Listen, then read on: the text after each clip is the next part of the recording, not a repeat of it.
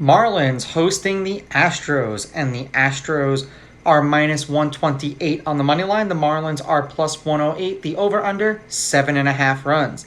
The Astros, laying a run and a half on the run line, are plus 140, meaning if you bet them that way, they have to win by at least 2 runs.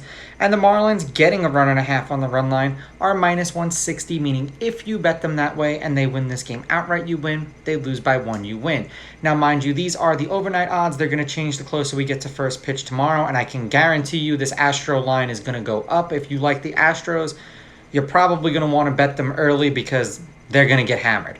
Now, when I make my selections, it's based off of the pitchers that you hear me say. If they do change the pitcher, I will change my pick. So if you do bet overnight, select the pitcher that you want.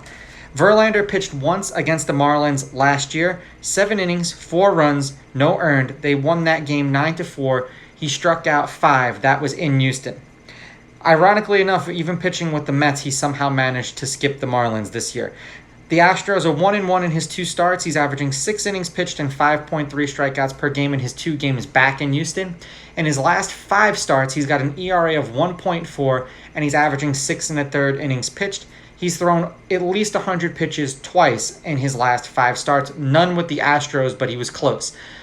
3 earned runs, 7 strikeouts, 95 pitches. 2 earned runs, 4 strikeouts, 97 pitches. Those were the games with the Astros. Luzardo did not pitch against the Astros either last year or this year. They are 6-4 as a team in his last 10. They've lost his last 2 starts. He averages 5 1/3 innings pitched and 6.8 strikeouts per game in those games. In his last 5 starts, the Marlins are 2-3. He's got an ERA of 3.6, and he's averaging 4 2/3 innings pitched. He did throw over 100 pitches once. They've lost his last 2 starts, like I said, and the over is 3-2. 7 earned runs, 2 strikeouts, 73 pitches. Back-to-back games with 4 earned runs, striking out 8 and striking out 3, throwing 90 and then 96 pitches. 1 earned run, 13 strikeouts. That's the game with 115 pitches. And then 2 earned runs, 2 strikeouts, 92 pitches. He has pitched against the Astros in the past, and they won every one of those games. They are 3-0. Granted, it was back in 2021 and 2020, but 5 earned runs, 4 earned runs, 2 earned runs, 8 strikeouts, 2 strikeouts, 7 strikeouts. And for Verlander, in his last 3 appearances against the Marlins, they're 2-1, and they've won his last 2. So that could explain why the Marlins are a tad bit more competitive in this game than it would seem.